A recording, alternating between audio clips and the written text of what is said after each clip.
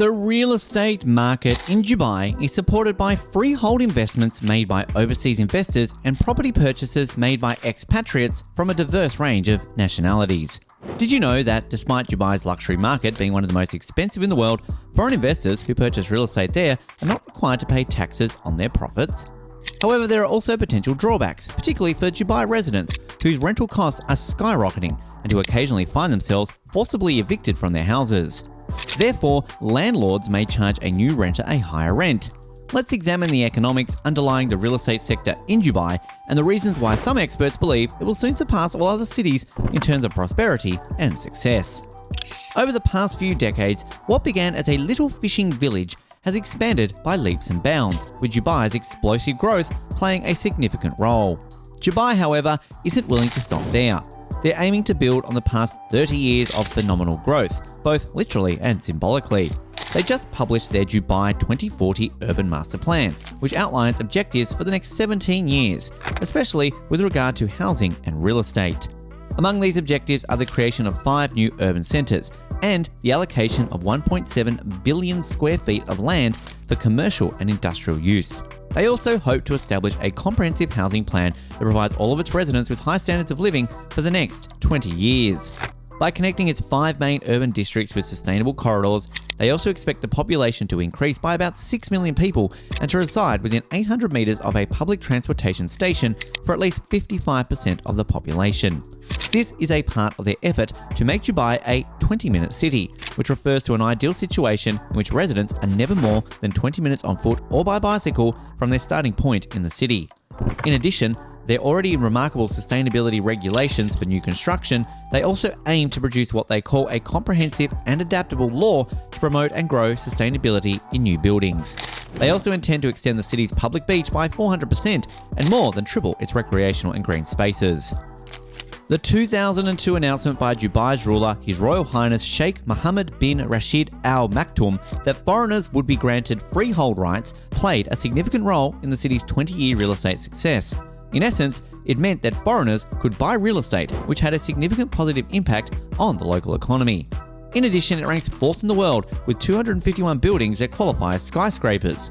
Although there are both logistical and cultural factors at work when people choose to purchase real estate in Dubai, the lack of income or capital gains taxes in the real estate sector is a significant contributing factor. This includes overseas investors as well, who don't have to pay capital gains tax on their acquisitions of Dubai real estate. While there are a few taxes collected at the beginning of the process, such as registration fees and property transaction charge, it's one of only a select few locations in the world with this type of taxation freedom. Real estate in Dubai is far more economical to buy than comparable property in other locations because there are no recurring taxes to pay when you buy real estate there. Even if you purchase property and rent it out, you're immune from paying rental and revenue taxes, and as you're aware, it is also tax-free. The price of purchasing real estate in Dubai has undoubtedly increased over the past several years. Some buyers are skeptical about this and ask if it's a bubble, but there are a few crucial points to keep in mind first. Despite the UAE doing a fantastic job of managing this epidemic from a logistical and financial standpoint, much of this discussion has taken place in the COVID and post-COVID eras. It still saw a decline, just like the rest of the world, which meant that prices for real estate in Dubai also declined. However, because the market is so lively, prices have now soared sharply back up. This is particularly due to the luxury sector.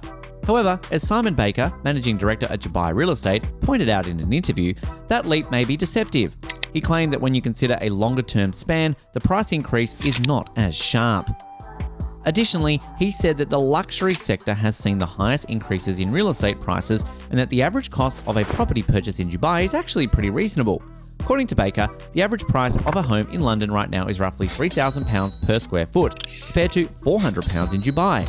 Therefore, purchasing real estate in Dubai is more simple for investors while still allowing to earn respectable returns of 7 to 8%.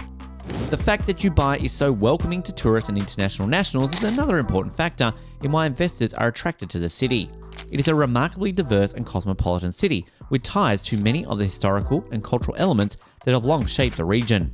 Additionally, it doesn't adhere to some of the stricter regulations and formatting requirements that are common in most Middle Eastern countries. However, it does so while continuing to be Middle Eastern and Muslim-centric, making it appealing to tourists from the West as well as from other parts of the region.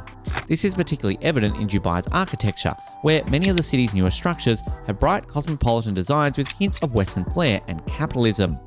However, they also feature aesthetic flourishes and design elements that are reminiscent of structures from classic Middle Eastern states.